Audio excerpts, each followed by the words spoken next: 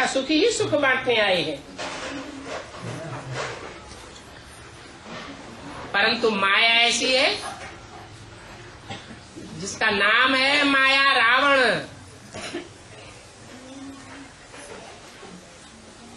राम नहीं,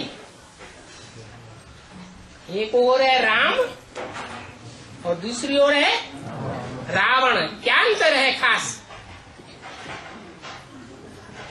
है? राम है एक मुख वाला और रावण है अनेक मुख वाला। कहते भी हैं झूठ, एक झूठ बोलता है या झूठे को 20 प्रकार का झूठ बोलना पड़ता है। एक झूठ के पीछे दूसरा झूठ, दूसरे के पीछे लाइन लग जाती है झूठ की। और सत्य तो निर्भय होता है, डंके की चोट बोलता है, उसको काट छांट करके बोलने की जरूरत ही नहीं। तो राम है एक मुख वाला, रावण है अनेक मुख वाला, माने अनेक मतें देता है। खासकर कितने मुख दिखाए जाते हैं? 10 मुख। दुनिया में भी 10 प्रकार के खास धर्म चल रहे हैं।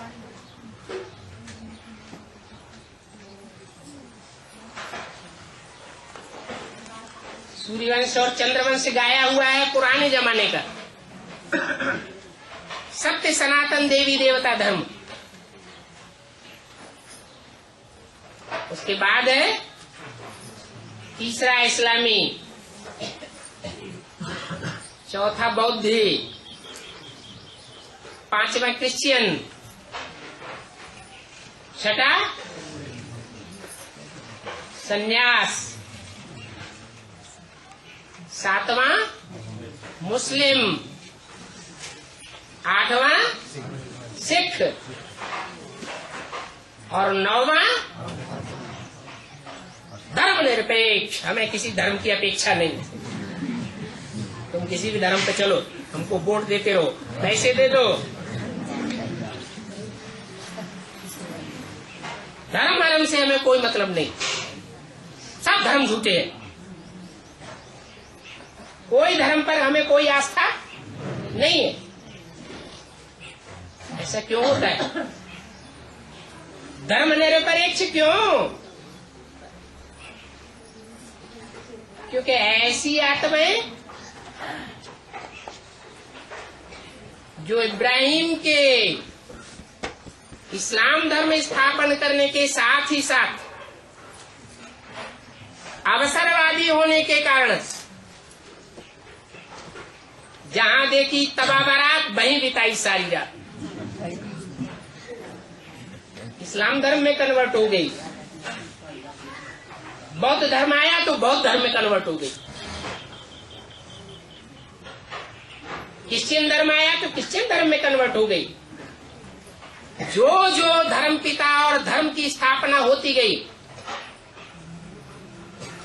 वहां वहां कन्वर्ट होते रहे और सबको छोड़ते गए। तो उनके जन्म जन्मांतर की धर्म पर स्थिर रहने की आस्था अडिग होगी या डगमगाने वाली होगी? वो तो किसी धर्म पर विश्वास नहीं करेंगे। आज उनका शासन चल रहा है, सिर्फ भारतवर्ष में ही नहीं, सारी दुनिया में धर्मनिरपेक्ष प्रजा के ऊपर प्रजा का शासन। भगवान ने आकर जो राजयोग सिखाकर राजाएं बनाए थे सत्यनारायण जैसा, वो राजाई देश देशांतर में खत्म हो गई।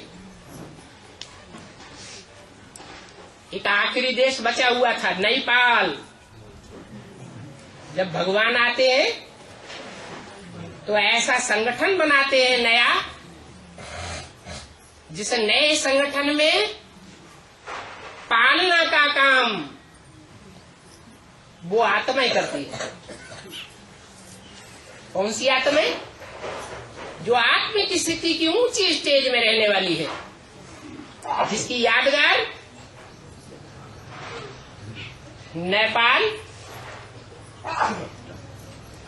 नीचे बसा हुआ है या ऊपर पहाड़ों पर बसा हुआ है, ऊंची स्टेज में बसा हुआ है। जैसे शिव के मंदिर ऊंची स्टेज में होते हैं या नीचे होते हैं, ऊंची पहाड़ी पर बनाए जाते हैं।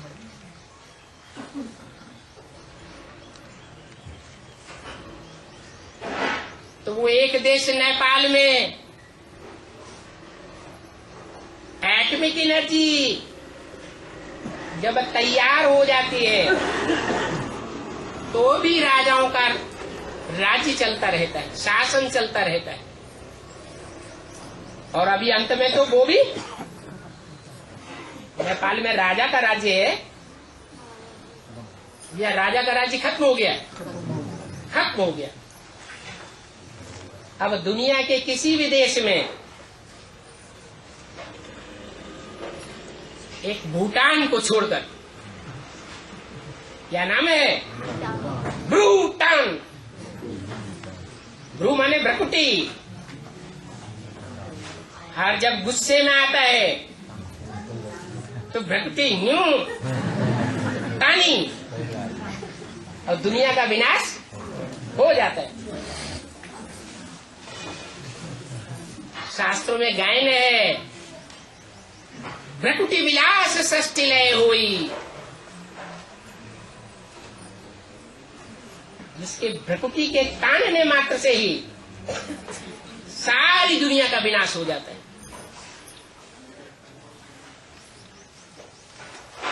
वो परमपिता परमात्मा की मुख्य मूर्ति है,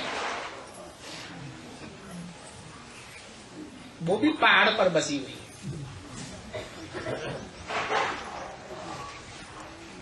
एक ही देश में राजा का राज्य रह गया, वो छोटा सा देश है।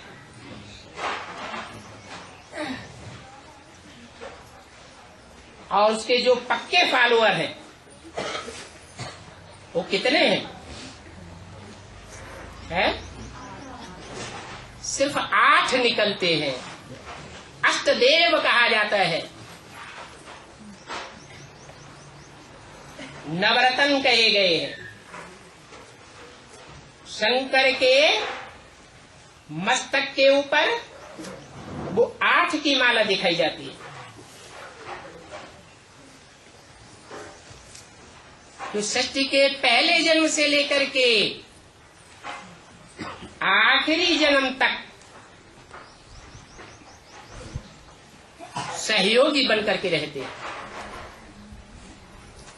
अंतिम जन्म में तो माया किसी को छोड़ती है ही नहीं, सब नीचे गिर जाते हैं। एक ही है जो अडिग रहने वाला है, एक ही सितारा है। 9 लाख सितारे आसमान में गाए जाते हैं ना, 9 लाख हार गाया जाता है ना।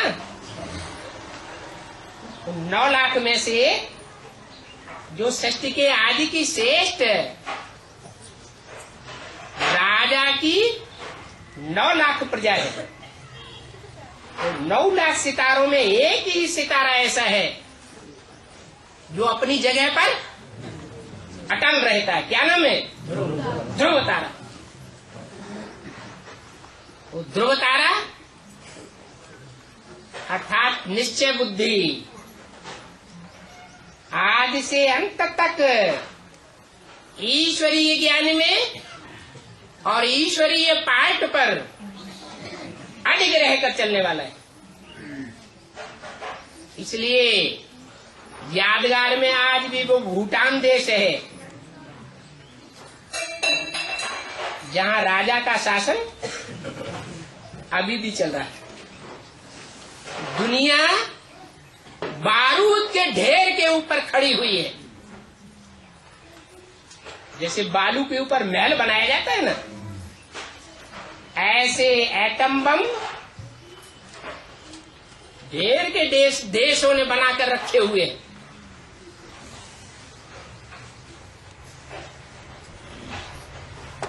दो विश्व युद्ध हो चुके,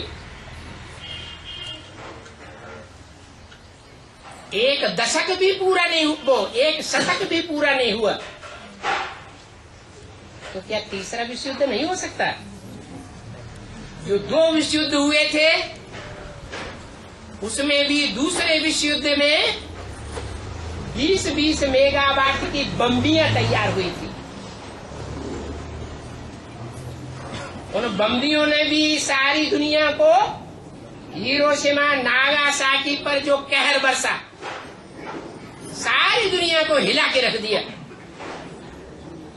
तब तो 20-20 मेगावाट के थे और अब हजारों हजार मेगावाट के हैं।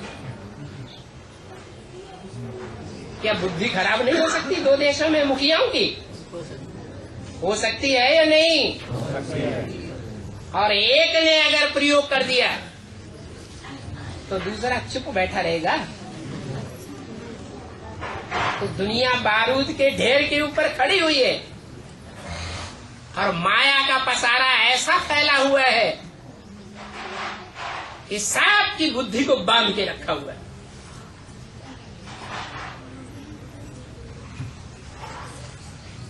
एक आत्मा है जो ईश्वरीय ज्ञान में जो मुख्य संदेश है कि भगवान बाप आया हुआ है, मुकर्रर रथ में साकार रूप में आया हुआ है, नई दुनिया बनाने के लिए आया हुआ है और पुरानी दुनिया का विनाश कराने के लिए आया हुआ है।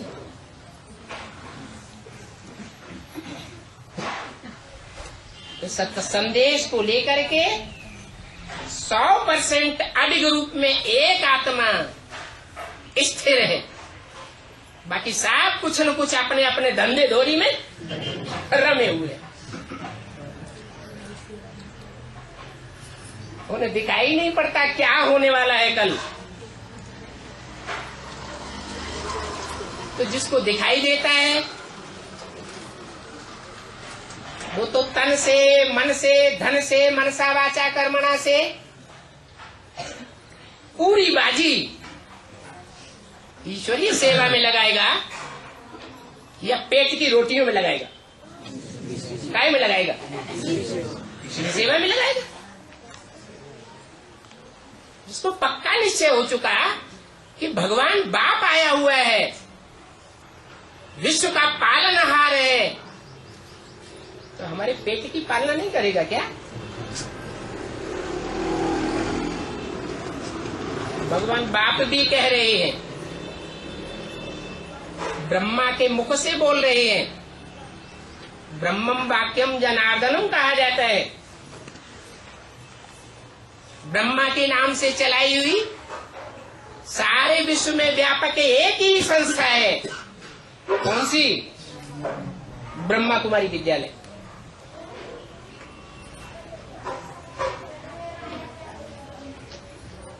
तो ब्रह्मा की रचना है,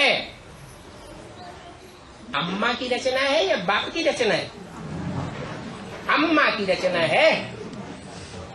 भगवान अम्मा के रूप में आता है या बाप के रूप में आता है? अम्मा के रूप में आकर बच्चों को वर्षा देता है सुख शांति का, या बाप के रूप में सुख शांति का वर्षा देता है? बाप के रूप में देता है। वो बाप पांडवों का बाप है। पांडव गुप्त होकर के भ्रमण करते हैं, ये प्रत्यक्ष रहते हैं। तो बाप कितना गुप्त होगा?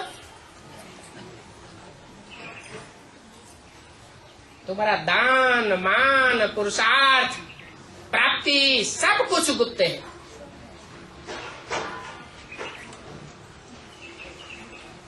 उन्होंने गीत बनाई दिया है, भक्ति मार्ग वाले तो गीत ही गाते हैं ना। गुप्त वेश में सतयुग रचने आया शिव भगवान, अब तो जाग जागे इंसान। गीत बनाने वाले कहते तो आया शिव भगवान, पूछा जाए कहाँ आया है तो जैसे दुनिया वाले कहते हैं सर्वव्यापी है, वो भी क्या कहते हैं? क्या कहते हैं? सर्वव्यापी है कहते हैं? नहीं, मुख से नहीं कहते हैं, लेकिन अंदर से समझते हैं कि भगवान का ब्रह्मा विष्णु शंकर का जो पार्ट है वो हमारा पार्ट है, त्रिमूर्ति शिव का पार्ट हमारा है और किसी दूसरे का नहीं है। सर्वव्यापी मानना ही हुआ। कहते हैं मुख से भगवान बाप सर्वव्यापी नहीं है, पाठ पढ़ाते हैं दूसरों को, लेकिन पूछा जाए सर्वव्यापी नहीं है तो एक व्यापी कहाँ है बताओ? साबित करो, ब्रह्मा के वाक्यों से साबित करो। जिसको तुम ब्रह्मा के वाक्य कहते हो, ब्रह्मा के वाक्य तो अटल होते हैं, तो कुछ नहीं बता देंगे। ओम शांति।